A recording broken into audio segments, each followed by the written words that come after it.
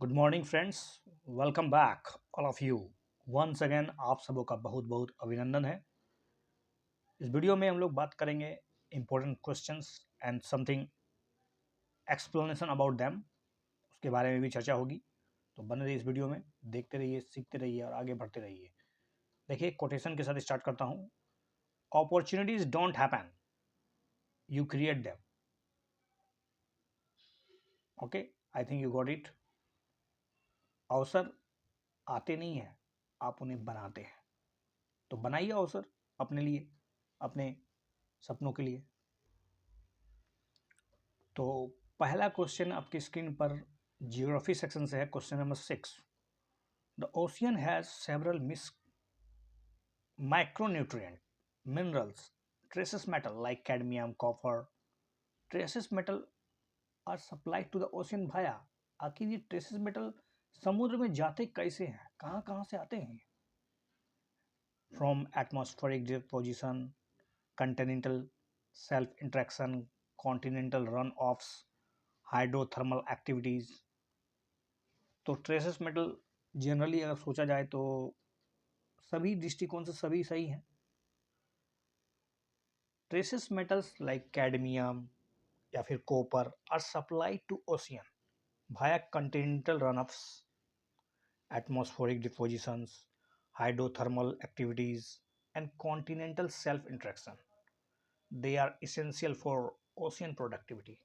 Okay, next question about Brahmagiri या Brahmani river के बारे में पूछा जा रहा है। Regarding the Brahmani river, Brahmani is a tributary of river Ganga. Is it tributary of river Ganga? Together with the river Vaitarni, it forms a large delta before emptying into a Bay of Bengal. It is famous for mangrove vegetation. तो सबसे पहली बात, बे of Bengal में खाली होता है, famous है mangrove vegetation के लिए। और ये ब्रह्मणी जो है वो रिवर गंगा की सहायक नदी है। I think it's wrong. 2 और 3 इज। तो देखिए, जो पर्यावरणविद है उन्होंने चिंता प्रकट की है, क्योंकि बहुत भारी मात्रा में डाइवर्सिफिकेशन हो रहा है या डाइवर्सन हो रहा है फ्रेश वाटर ब्रह्मणी रिवर का, ठीक है, which could pose a great threat, जिससे एक चिंता का विषय उत्पन्न हो चुका है। किसके लिए? जो फेमस मैंग्रोव वेजिटेशन था उसके लिए, उड़ीसा में। Together with the river Baitarni, Brahmani river forms a delta, large delta, before impeding into the Bay of Bengal। इससे पहले वो बंगाल में कूद जाए, उससे पहले वो बड़ी ही डेल्टा बनाती है, ठीक है, बैतरनी रिवर के साथ मिलकर। तो ये गंगा की सहायक नदी नहीं है। Sea level rise occur mainly due to melting of ice sheet in Greenland and Antarctica, melting of glaciers on land, expansion of warm ocean waters। तो किसके किसके कारण जो है सी लेवल राइज करेगा, ये प्रश्न पूछा जा रहा है। 2 और 1 तो आप इजीली से बता सकते हैं, लेकिन अब थर्ड सोचिए। जब वार्म वाटर का एक्सपेंशन होगा, गर्म पानी जैसे जैसे फैलेगा वैसे जैसे हल्का होगा, हल्का होगा तो वो ऊपर आ जाएगा। Definitely 1 and 2 and 3। sea level rise occur mainly due to the expansion of warm ocean water, melting of glacier on land and melting of ice sheets in the Greenland and Antarctica. Ronthi Glacier and Mirthuni Glacier are located in Uttarakhand. Ronthi and Mirthuni. Mirthuni Glacier is one of the major glacier of Uttarakhand. Pindas River basin originated from the 22,000 something feet Marathuni Peak. Consider the following statements. Western disturbances are periodic influxes of moisture-laden clouds from Mediterranean that are common during winter and cause rain in northern India. The elevated temperature of the warm water, the elevated temperature and warm waters in the Arctic Ocean reduces the intensity of the western disturbances of northern India. ऐसा reduces नहीं, ऐसे enlarge कर देता है. तो एक सही है बल्कि दूसरा गलत है. तो answer will be B. Western disturbances cause rain in northern India. Western disturbances are periodic influxes of moisture-laden clouds from Mediterranean that are the common during the winter. Overall elevated temperature are the also contributing to the warmer waters in Arctic Ocean and drawing colder air from the poles with a greater intensity. जब Arctic ocean का water जब गर्म होगा ना तो वो colder area से क्या कर लेगा, हवा को खींच लेगा अपनी तरफ, और इससे कहीं ना कहीं आप समझ सकते हैं कि वेस्टर्न डिस्टर्बेंसेस जो होगा और बूस्ट हो जाएगा. This has added the increase moisture thereby seeding more intense western disturbances activity over the northern India. Consider the following statement regarding cloud burst. बादल फटने की घटना सुनते ही होंगे आप. Cloud bursts are long duration, intense rainfall even over a small area. It's a long duration. Think about it. During the cloud bursts, usually the relative humidity and the cloud over will be at a maximum level with low temperature and slow winds. I think both are, only two are correct. B is the correct. एक तो short duration का होता है of course. Cloud burst are short duration, intense rainfall events over a small area.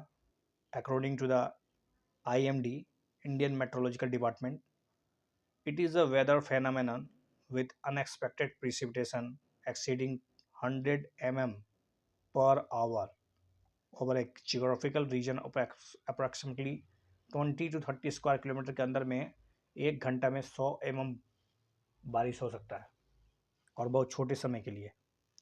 During the cloud burst, जब ये घटना होता है ना तो रिलेटिव ह्यूमिडिटी और cloud cover was at a maximum level, सबसे ऊपर होता है with a lower temperature and slow winds. Several studies have shown that the climate change will increase the frequency and the intensity of the cloudburst in the many cities across the globe. Consider the following statement regarding Atlantic meridional meridional overturning circulation, AMOC. Atlantic meridional overturning circulation. The AMOC is a large system of ocean currents. It distributes heat and nutrients throughout the world's ocean basins. AMOC shutdown would increase the temperature over the northern hemisphere. AMOC के अगर बंद हो जाएगा तो क्या जो northern hemisphere है वो उसका टेम्परेचर बढ़ जाएगा कि घट जाएगा, वही तो आपको सोचना है ना ये सब. चलिए एक सही है, एक और दो. Atlantic meridional overturning circulation is a large system of ocean currents. मतलब ओशियन करेंट्स का एक मतलब समझिए जमावड़ा है ये. It is the Atlantic branch of the ocean conveyor belt या फिर thermohaline circulation and distribute the heat and nutrients throughout the world's ocean basin. पूरा महासागर एक दूसरे से जुड़ा हुआ है, सब महासागर, और ये पूरे महासागर में एक तरह से समझ लीजिए कन्वेयर बेल्ट घूमते रहता है. उसमें से एक पार्ट है अटलांटिक ब्रांच. ठीक है, वही अटलांटिक ब्रांच जो है पूरे अगर सरफेस का देखा जाए, आई मीन समुद्र का या पानी का वाटर बॉडी का टेम्परेचर को मेंटेन करता है. इसके अलावा न्यूट्रिशन यहाँ से वहाँ पर ले जाता है पूरा वर्ल्ड बेसिन में. ठीक है, AMOC carries warm surface water from tropic, tropic से गर्म वाटर को कैरी करता है और नॉर्दर्न हेमिस्फीयर तक ले जाता है, वेर इट कूल्स, जहाँ पर वो ठंडा होता है और धीरे धीरे बैठता है। It then returns to the tropic, उसके बाद फिर एक चक्का चलता है, वहाँ से नीचे से वो फिर ट्रॉपिक की ओर आता है, then to the South Atlantic at the bottom current, और साउथ अटलांटिक में बॉटम करंट के रूप में निकलता है। From there it is distributed to the all ocean via Antarctic circumpolar current, उसके बाद वो अंटार्कटिक सरकम पोलर बेल्ट में जुड़ जाता है और फिर वो पूरे महासागर में फैल जाता है। What happens if Amok clubs, अगर एमोक होना बंद हो जाए तो क्या होगा? देखिए, जो गल्फ स्ट्रीम है, that is a part of AMOC, you know about that, this is a part of AMOC, Gulf Stream, जो कि एक वार्म करंट है। It is responsible for mild climate in eastern coast of northern America as well as Europe. ये जो Europe और America के जो eastern coast हैं, जो जाड़े के दिनों में भी मतलब एक तरह से वेल्ड मतलब अनुकूल रहते हैं, ये सब खत्म हो जाएंगे, सब जम जाएगा एकदम जाड़े के दिनों में, अगर अगर नहीं होगा प्रॉपर एमॉक, तो गल्फ स्ट्रीम समाप्त हो जाएगा, यूरोप पूरा तरह से जम जाएगा। तो modelling studies have shown amok shutdown would cool the northern hemisphere and decrease the rainfall over Europe, और यूरोप में जो नमी आती है ना, उससे बारिश जो होती है वो भी खत्म हो जाएगा। तो कह सकते हैं कि it can also effect on El Nino, और ये एल नीनो को भी प्रभावित कर देगा।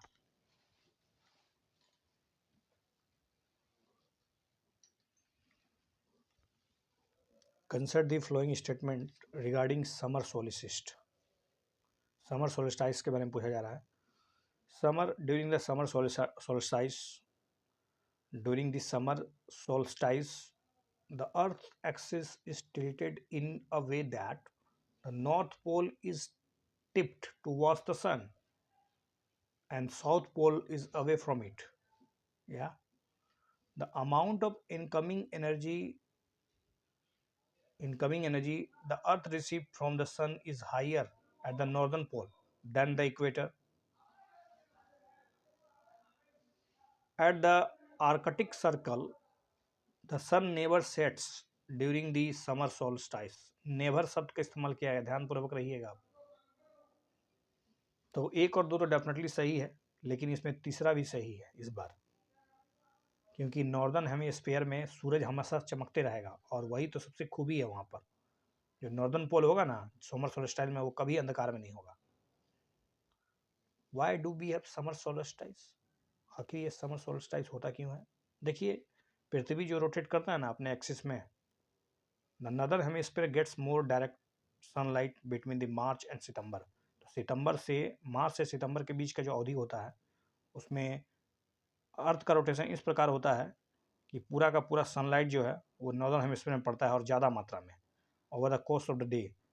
इसका मतलब क्या है? इसका मतलब है कि people living in the northern hemisphere experiences summer during the time, of course मार्च से सितंबर का जो महीना होता है नॉर्दर्न हेमिस्फीयर में, आप गर्मी को बोलते हैं, उसको गर्मी हम गर्म सीजन बोलते हैं, जो आ रहा है अभी। रेस्ट ऑफ द ईयर, बाकी अगर देखा ध्यान से सोचा जाए तो southern hemisphere gets more sunlight, ठीक है। तो rest of the year the southern hemisphere get more sunlight. तो मार्च से सितंबर को छोड़ के बाकी जो अवधि बचती है, ठीक है, तो अक्टूबर नवंबर दिसंबर जनवरी फरवरी, ये पूरा का पूरा जो सनलाइट होता है वो फिर शिफ्टेड कर जाता है सदर्न हेमिस्फीयर में। तो ये प्रक्रिया चलती रहती है just because of rotation of the earth. तो अर्थ के रोटेशन से ऐसा होता है। During the solstice the earth axis around which the planets spin, मतलब पृथ्वी जिस अपने अक्ष के चारों तरफ घूमती है ना, completing one turn each day, एक दिन में वो पूरा टर्न घूम लेती है, रोटेशन। लेकिन ध्यान रहे, it is tilted in a way that the northern pole is tip towards the sun and south pole is away from it. पृथ्वी इस प्रकार झुकी है ना कि 6 महीना वो सूरज की तरफ झुकी रहेगी, और 6 महीना वो सूरज के विपरीत झुकी रहेगी। I mean south pole north pole का झुकाव जो होगा वो 6 6 महीना का होगा। लेकिन बात अगर हम करें सोल्स्टाइस की, नासा का कहना क्या है, is that instant in the time when the north pole points more directly towards the sun that at any other time during the year. Of course summer solstice में तो यही होता है, नॉर्दर्न पोल जो होता है वो थोड़ा सा ज़्यादा सूरज की तरफ झुका होता है, ठीक है, डायरेक्टली टुवर्ड्स द सन, सन की तरफ होता है। The amount of light received by the specific area in the northern hemisphere during the summer solstice depends on the latitudinal location of the place। ऐसा नहीं है कि सब जगह बराबर बराबर मात्रा सूरज की किरण पड़ेगी समर सोल्स्टिस में, वो डिपेंड करता है कि उसका लैटिट्यूडनल लोकेशन कहाँ पर है।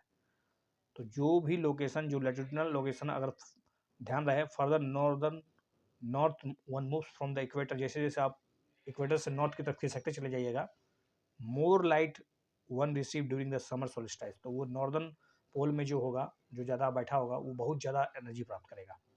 तो आर्कटिक स्वाभाविक है, वो तो पूरा का पूरा किधर है बताइए, नॉर्दर्न पोल में है, तो स्वाभाविक है समर सोल्स्टिस में वहाँ पर सन तो सेट ही नहीं होगा कभी, ठीक है, never sets during the solstice. यही हाल जस्ट अपोजिट होगा, जब समर की जगह विंटर सोल्स्टिस होगा ना, तो ये दक्षिण में सब कुछ दक्षिण में हो जाएगा, सब कुछ पूरी प्रक्रिया जस्ट अपोजिट हो जाएगी। Consider the flowing statements. Lightning is very rapid and massive discharge of electricity in the atmosphere, some of which is directed towards the Earth's surface। एक तो बहुत ही massive discharge of electricity in the atmosphere and some of which directed towards the Earth's surface। Lightning जो बिजली का चमकना होता है is generated in the giant moisture bearing clouds which typically lies above 10 to 12 kilometer from the Earth। अरे 10 to 12 kilometre नहीं, ये 102 या 3 kilometre के रेंज में होता है, तो बी गलत है। Lightning is a very rapid massive discharge of electricity in atmosphere, some of which is directed towards the earth surface. उसमें से कुछ जो लाइटनिंग है ना, वो हमारे धरती की तरफ आ जाता है। This discharge are generated in a giant moisture bearing clouds that are 10 to 12 kilometre tall. 10 से 12 किलोमीटर लंबा क्लाउड मॉइस्चर होता है, सोच लीजिए, जिसका बेस जो होता है ना, वो बस 1 से 2 किलोमीटर ऊंचाई पे होता है पृथ्वी के सरफेस से, लेकिन इसका टॉप जो होता है वो 12 से 13 किलोमीटर के बीच में होता है। Temperature towards the top of this clouds are in range -35 to -45 degree Celsius. तो टॉप का टेम्परेचर, क्लाउड का टॉप का टेम्परेचर माइनस में है, -35 -40 सोच लीजिए, और बॉटम का टेम्परेचर कुछ और ही है। तो दोनों में एक्सचेंज ऑफ एनर्जी हो जाता है, एक वोल्टेज का बहुत ही भयानक शिफ्टेड होता है। Consider the following statement regarding Sargasso Sea. Sargasso Sea is located entirely within the Pacific Ocean. It is bounded by the four ocean current, forming one is ocean gear. It is the only sea without a land boundary. Of course, Sargasso Sea, लेकिन ये location जो है ना, वो Atlantic सी में है, एक गलत है। तो Sargasso Sea located entirely within the Atlantic Ocean and it is the only sea जिसका कोई लैंड बाउंड्री नहीं है। It is bounded by 4 ocean currents forming ocean gear। एक तरह से ओशियन जायर बना लेता है ये, घूमता हुआ, मतलब समझ लीजिए ओशियन का 4 ओशियन करंट का एक तरह से मतलब चक्रीय पिंड है ये। It is distinguished from other part of the Atlantic ocean by characteristics brown sargassum seaweed, brown sargassum seaweed and often calm blue water. चारों तरफ पानी हिलता रहेगा लेकिन बीच में पानी एकदम शांत रहेगा, और यहाँ पर समुद्री घास, खास करके ब्राउन सारगोसम मिलेगा आपको। The sea is bounded on the west by the Gulf Stream, इसके वेस्ट में गल्फ स्ट्रीम होगा, इसके नॉर्थ में नॉर्थ अटलांटिक करंट होगा, ईस्ट के साइड में कैनरी करंट होगा, और साउथ में जो होगा ना, वो नॉर्थ अटलांटिक इक्वेटोरियल करंट होगा। तो नीचे जो साउथ में होगा वो नॉर्थ अटलांटिक इक्वेटोरियल करंट होगा। ओके, ध्यान रखिएगा इस बात को। वेस्ट में गल्फ स्ट्रीम, ईस्ट में कनारी करंट, और नॉर्थ में नॉर्थ अटलांटिक करंट, चारों मिलके एक क्लॉकवाइज सर्कुलेटिंग सिस्टम का निर्माण करता है जिसको नॉर्थ अटलांटिक गियर बोलते हैं। अब हम लोग आते हैं इकोनॉमिक सेक्शन में।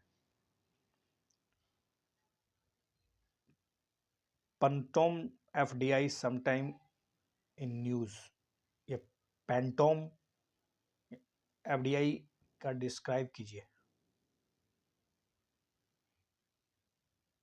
एक इन्वेस्टमेंट जो है जो कि पास होता है through the empty corporate shell. Phantom FDI, the investment that passes through the empty corporate shells with no real business activity, जिसको सेल कंपनी बोलते हैं ना, तो उसके माध्यम से क्या होता है ना, इन्वेस्टमेंट को पास किया जाता है, उसी को कहते हैं फैंथोम FDI. In an open economic without the government intervention, trade deficit can be financed by open economic system में तो फॉरेन इंस्टीट्यूशनल इन्वेस्ट कर देता है ट्रेड डेफिसिट को भरने के लिए। Total balance of payment consist of current account, जिसमें कि ट्रेड है, इनविजिबल है, रेमिटेंसेस है, as well as capital account. Capital account में आप देखिएगा तो एफडीआई है, एफएफआई है, वो ब्रिज को जो है ना वो भरने में, ट्रेड डेफिसिट को भरने में या न्यूट्रलाइज बैलेंस ऑफ पेमेंट करने में मदद करता है दोनों। High consumption expenditure will further inflate the import bill in cost trade deficit. ज़्यादा खर्चा कीजिएगा तो ट्रेड डेफिसिट तो बढ़ेगा ही आपका। इम्पोर्ट बिल को कम कीजिए, आपका ट्रेड डेफिसिट घट जाएगा। So will monetary expansion pushes up demands and thus imports in the short term aggravating balance of payment। तो डिमांड बढ़ जाएगा तो इंपोर्ट बढ़ जाएगा, और इंपोर्ट अगर बहुत शॉर्ट टर्म में अगबका के बढ़ जाए तो आपका जो ट्रेड डेफिसिट है और चौड़ा हो जाएगा, और इसको कहते हैं एग्रावेटिंग बैलेंस ऑफ पेमेंट। जबकि एक क्लोज इकोनॉमिक में कौन कौन सा कैरेक्टरिस्टिक्स होता है?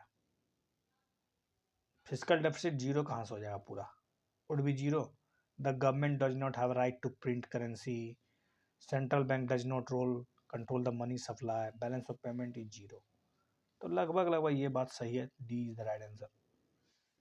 क्लोज इकोनॉमिक एक सेल्फ सफिशिएंट इकोनॉमिक कहलाता है। इसका मतलब है कि there is no import no export.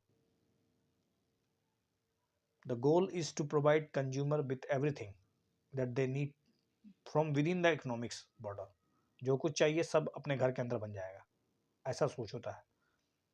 Close economic is just opposite to the open economic in which country will conduct trade with outside reason.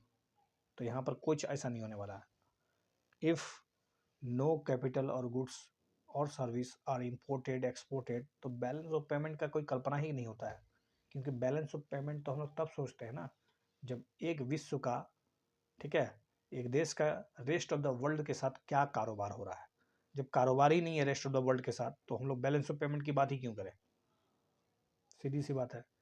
इस केस में क्या होता है ना, fiscal deficit not need to be zero, क्योंकि fiscal deficit zero होगा developing country का, ऐसा तो नहीं है।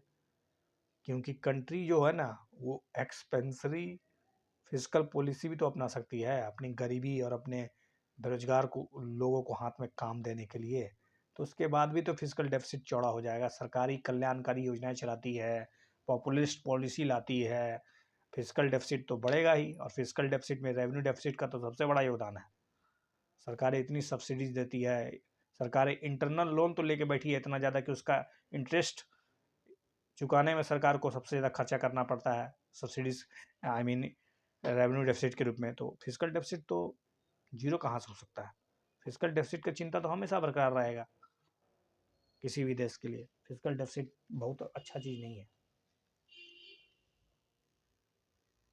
हार्ड करेंसी किसे कहते हैं?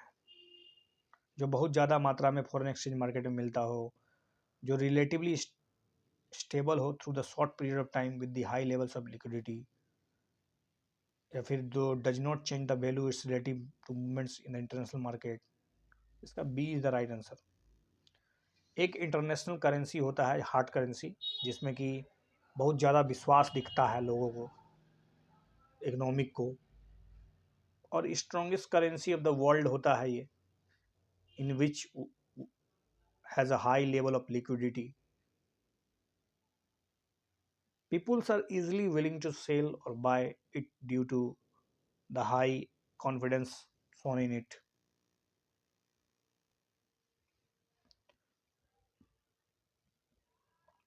Consider the following statement about fiat money.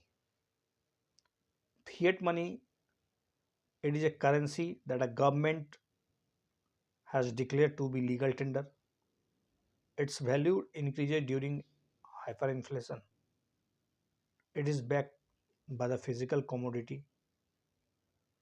ऐसा कुछ नहीं है भैया, दोनों तो इनकरेक्ट पूछा है, तो स्वाभाविक है 2 और 3 इनकरेक्ट है। Fiat money is a currency that a government has declared to be a legal tender, but it is not backed by a physical commodity. ये कोई फिजिकल कमोडिटी से इसको बैकअप नहीं दिया गया है। हाँ, ये एक लीगल टेंडर है जिसको आप लेने से मना नहीं कर सकते हैं। The value of the fiat money is derived from its relationship between supply and demand rather than the value of the material from which the money is made. ठीक है, तो उस मनी की कीमत कुछ नहीं है अगर सरकार का बैकअप नहीं होगा उसमें, आरबीआई का। ठीक है, तो उसका मतलब डिमांड और सप्लाई पे डिपेंड करता है उसका वैल्यू, ना कि उसके मटेरियल जिससे वो बना है।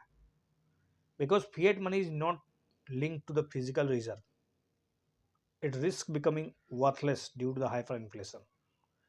क्योंकि ये किसी वस्तु से जुड़ा हुआ नहीं है, तो स्वाभाविक है जब हाइपर इन्फ्लेशन आएगा तो मुद्रा जो है, करेंसी जो है ना, बहुत मतलब डिप्रिसिएट हो जाता है उससे, तो खटिया हो जाएगा उसका खटा। अगला क्वेश्चन है केस रिजर्व रेशियो, क्या मतलब है इसका? CRR। तो स्वाभाविक है, बहुत इजी प्रश्न है ये। The share of the net demand time liabilities that banks have to hold as a part of their cash reserve, ये तो हो गया SLR। The ratio of the cash holding to reserve bank, yes. The share of net demand time liabilities that the banks have to hold a case deposit with RBI, this is the सही answer, C is the right।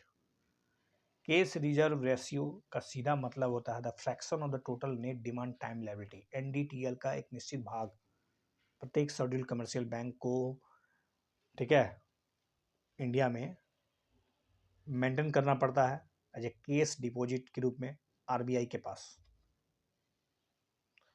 It shall apply to the all scheduled commercial banks, जितने भी भारत में commercial banks हैं सब के सब, चाहे वो रीजनल रूरल बैंक ही क्यों ना हो, small finance banks, payment bank, local area bank, primary bank, urban cooperative, state cooperative, district central cooperative banks,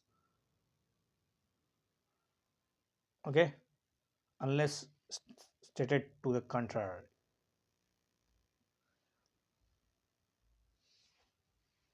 Consider the following statements.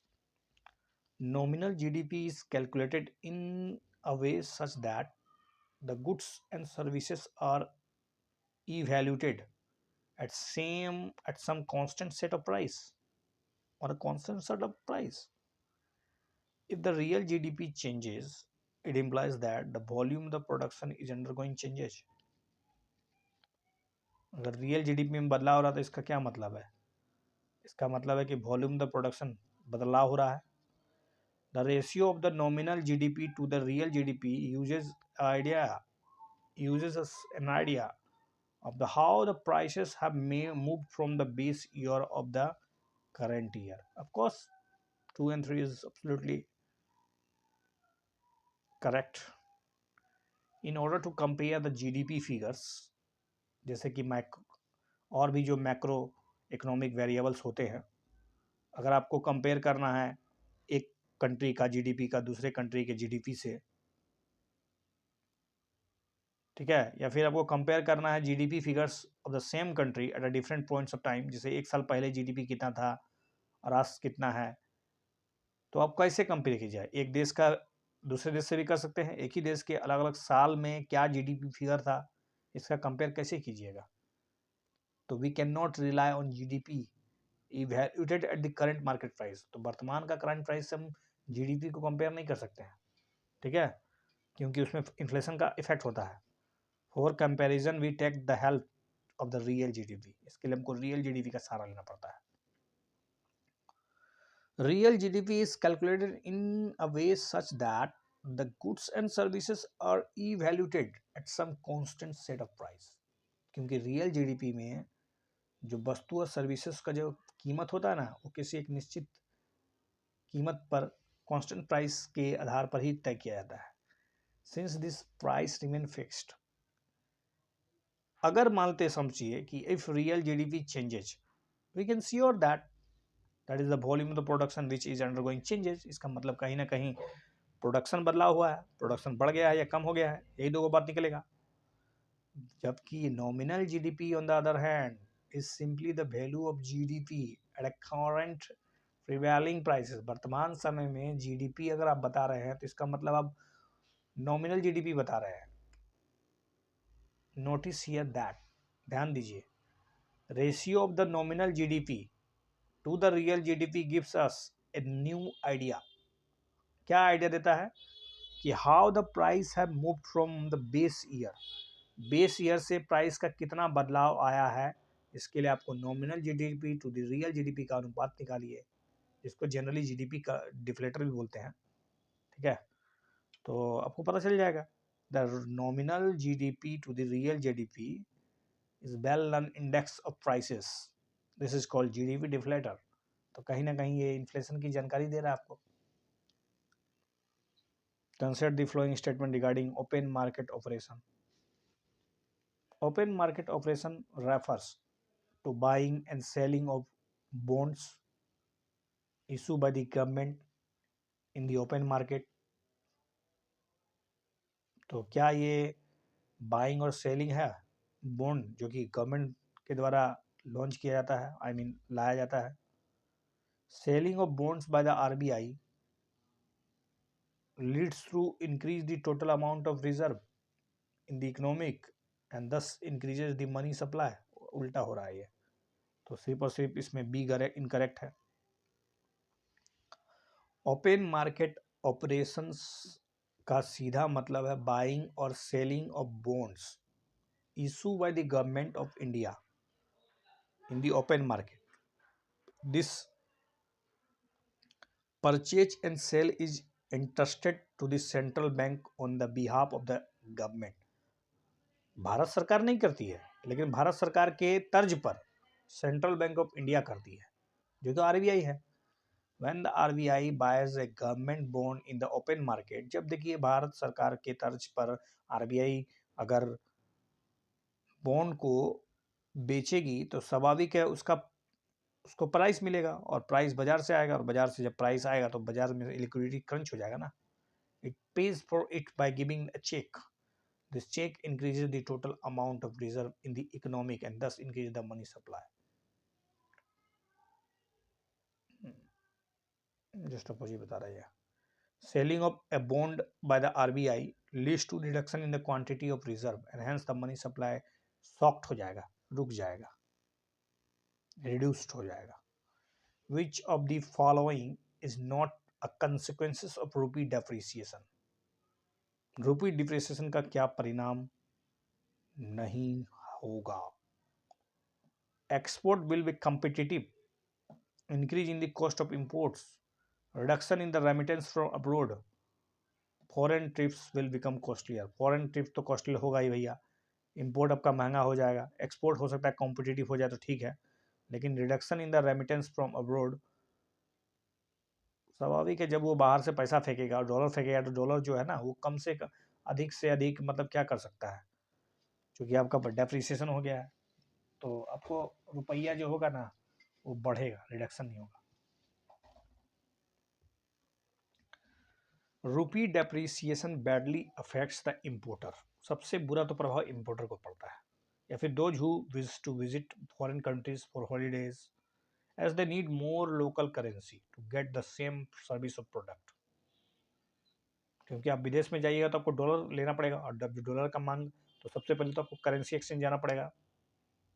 Currency exchange में अधिक से अधिक रुपया का डिमांड होगा, तब आपको डॉलर मिलेगा। तो अभी अधिक रुपया दीजिए, कम डॉलर हाथ में आ जाएगा। When the rupee depreciated, exporter from India are benefited.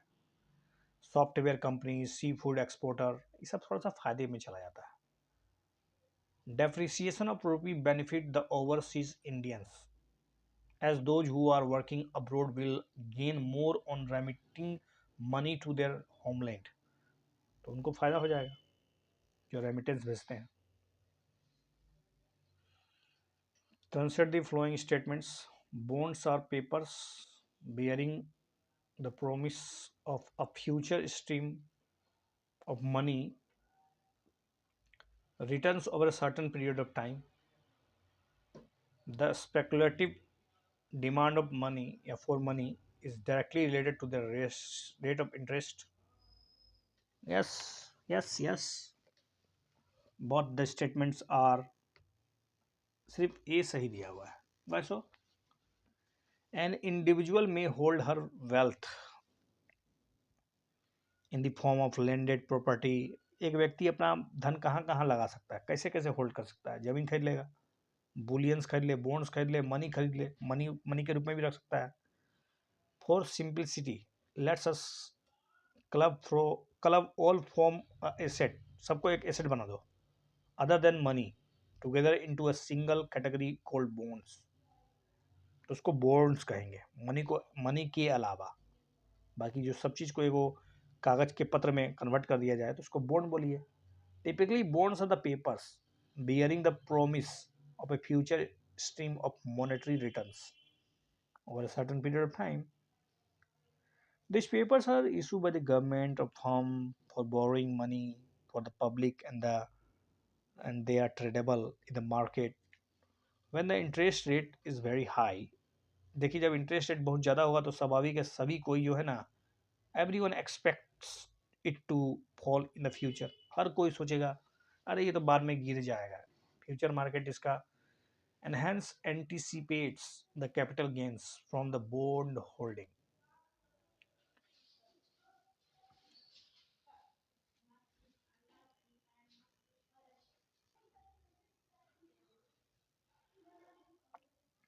When the interest rate is very high, everyone expects it to fall in the future and hence anticipates capital gain from bond holding। Hence people convert their money into bonds। तो people जो है ना अपने money को bond में convert कर देंगे, क्योंकि उनको लग रहा है फ्यूचर में जो होगा ना इंटरेस्ट रेट गिरने वाला है। तो अभी हम उच्च पर कीन लेंगे, बाद में उसको सस्ते पर बेच देंगे। अच्छा,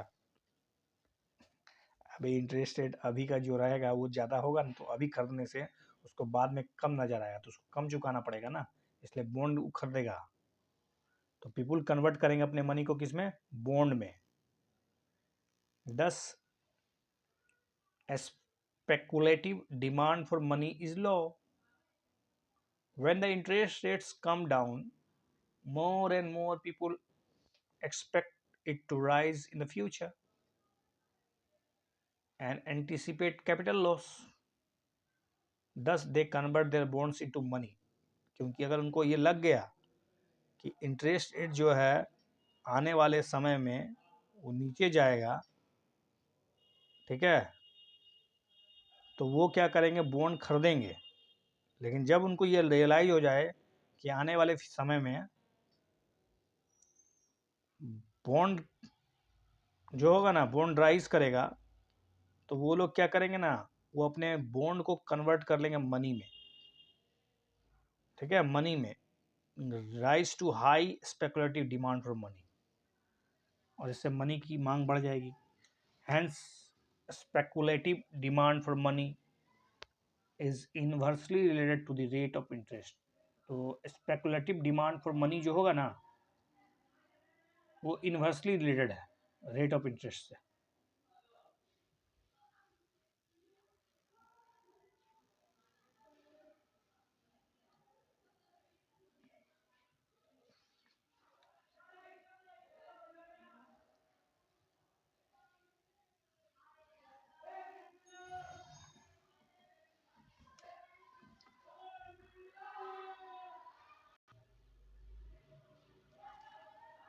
Consider the following statements regarding commercial paper. CP. Commercial papers is a secured money instrument.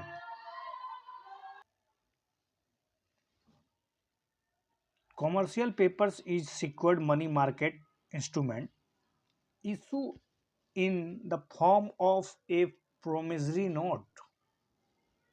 CP will be issued at a discount to face value as may be determined by the issuer. All the corporates are automatically eligible to CP. ऐसा कैसे हो सकता है? एक और केवल दो सही है क्योंकि ये अनसिक्योर्ड मनी मार्केट इंस्ट्रूमेंट है, सिक्योर्ड नहीं है. ठीक है, तो ध्यान रखिएगा, commercial paper is a unsecured money market instrument used issue in the form of promissory note. CP will be issued at a discount to the face value as may be determined by the issuer. The following conditions have to be fulfilled by corporate to receive privilege for issuing commercial paper. अगर आपको commercial paper जारी करना है तो आपके कुछ मानदंड पूरे करने पड़ेंगे, अदरवाइज आप कॉमर्शियल पेपर जारी नहीं कर सकते हैं. Let's see.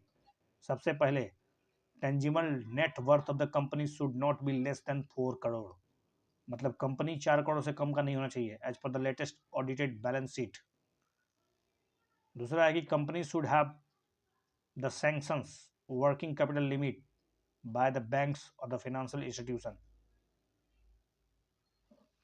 मतलब इसके पास एक निश्चित वर्किंग कैपिटल अमाउंट होना चाहिए, वो भी बैंक और फाइनेंशियल इंस्टीट्यूशन के द्वारा इसको मतलब रेफर्ड किया गया हो. द फाइनेंशियल इंस्टीट्यूशन और bank should classify the borrower या borrower account as a standard asset. Consider the following statement regarding Rahn curve.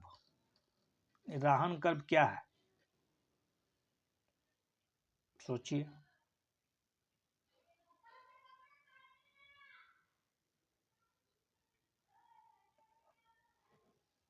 Of course it's C answer is the right answer. Rahn curve एक graph है use to illustrate या illustrate an economic theory, जो कि 1996 में American economist Richard W R Rahn ने दिया था.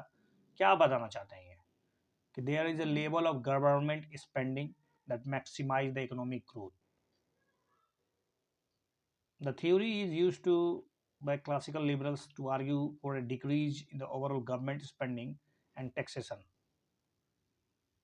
The invert U curve suggested that the optimal level of the government spending is 15 to 25% of the GDP. ये देख लीजिए, यही है साइज ऑफ द गवर्नमेंट. खर्चा और बेरोजगारी के बीच संबंध और ग्रोथ. सरकार जितना खर्च करेगी, जीडीपी एक निश्चित अनुपात में खर्च होगा, उसका जीडीपी बढ़ेगा और विकास उसका फिर रुक जाता है, उसका गिरने स्टार्ट करता है, चाहे सरकार कुछ भी खर्चा कर क्यों ना दे. स्टैगफ्लेशन का मतलब क्या है भाई, और ये क्या होता है, इसमें क्या क्या जुड़े होते हैं. स्टैगफ्लेशन जिसमें कि इन्फ्लेशन भी हो, जिसमें कि लो इकोनॉमिक ग्रोथ भी हो और हाई एम्प्लॉयमेंट नहीं हाई अनएम्प्लॉयमेंट हो, तो एक और दो सही है. Stagflation is a condition of slow economic growth and relatively high unemployment. एक तो आपका विकास दर बहुत स्लो होगा और दूसरा जो है ना, आपके विकास दर के स्लो होने के कारण आपका जो बेरोजगारी दर है या बेरोजगार जो है लोग, उसकी संख्या बहुत ज़्यादा होगी. एक ऐसा इकोनॉमिक कंडीशन समझ लीजिए जो एक रुका हुआ स्टेगनेंस हो, अकम्पेनिड प्राइस भी बढ़ रहा है, इन्फ्लेशन भी है. It can also be defined as the inflation and declining in the gross domestic product. Inflation बढ़ रहा है, जीडीपी ग्रोथ रेट घट रहा है. Which of the following statements best describes the term mezzanine financing? mezzanine financing जो है ना, ये मतलब एक ऐसा फिनेंशियल इंस्ट्रूमेंट मैकेनिज्म है जो कि डूब रहा है, या फिर एक financial instrument which is hybrid और डेब्ट एंड इक्विटी फिनेंसिंग. मतलब हाइब्रिड बोल सकते हैं आप इसको। Mezzanine financing is a hybrid of डेब्ट एंड इक्विटी फिनेंसिंग, मतलब जिसमें ऋण भी हो और एक तरह से इक्विटी हो, इक्विटी फिनेंसिंग भी हो, that gives the lender the right to convert the डेब्ट to an equity interest in the company in the case of default. मतलब आपने कहीं से लोन लिया, आप एक बड़ी कंपनी है, आपने लोन लिया, तो होता क्या है कि कई बार लोन देने वाला ये चिंतित हो जाता है कि मेरा लोन वापस आएगा कि नहीं आएगा, चिंतित हो जाता है वो। तो वो क्या करता है ना, एक तरीका ढूंढता है कि वो मेजानाइन फाइनेंस कर देता है। इस प्रक्रिया में क्या होता है, लेंडर जो है ना, उस कंपनी का शेयर जो है अपने नाम करवा लेता है पहले, यानी इक्विटी उसके हिस्से आ जाती है। तो ये एक तरह से कहीं ना कहीं इक्विटी के बदले ऋण देना है। तो ये तो venture capital companies and other senior lenders are paid in the terms of risk it exist between the senior डेप्ट and equity. Consider the following statement regarding factor income. Factor income is an income received from the factors of production. Factor income of all normal residents of a country is referred to as a national income. It can be used to expose disparities in income distribution. चलिए सही है सब। Factor income is a flow of income that is derived from the factors of production in general inputs required to produce goods and services. किसी भी चीज़ के उत्पादन में जितनी भी सामग्री लगती है, अगर उसके सभी सामग्री का अगर सब कुछ जोड़ दिया जाए तो आपके पास क्या होगा, फैक्टर इनकम होगा। जिसमें कि आपको पता होना चाहिए फैक्टर इनकम में क्या क्या होता है। लैंड, जो कि रेंट मिलता है। Income generated from the labour, that is called, उसको वेजेज कहते हैं। इनकम जो कि कैपिटल से आता है उसको प्रॉफिट कहते हैं। The factor income of all normal resident of a country, जो सामान्य निवासी लोग हैं, कहीं के भी हो कोई फ़र्क नहीं पड़ता है, अगर वो नॉर्मल रेजिडेंट है किसी भी कंट्री के अंदर, और उसको जोड़ दिया जाए, सबको क्या कर दिया जाए, इनकम को जोड़ दिया जाए, तो आपको हाथ में होगा national income. While the factor income and the current transfer together are referred as to a private income. लेकिन factor income and current transfer दोनों मिल के बनाता है private income. Factor income is the most commonly used in macroeconomic analysis, helping government to determine the differences between the gross domestic product and gross national product. It can also be used to expose disparities in income distribution. तो लोगों के हाथ में कितना income है, कितने लोग गरीब हैं, कितने लोग ठीक ठाक हैं, ये आप मतलब डिस्पैरिटीज चेक कर सकते हैं with the help of factor income. Because इससे कहीं ना कहीं जीएनपी और जीडीपी में डिफरेंसेस निकाला जा सकता है।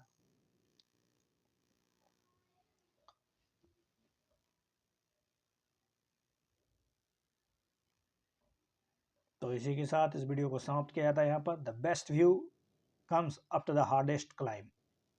Thank you.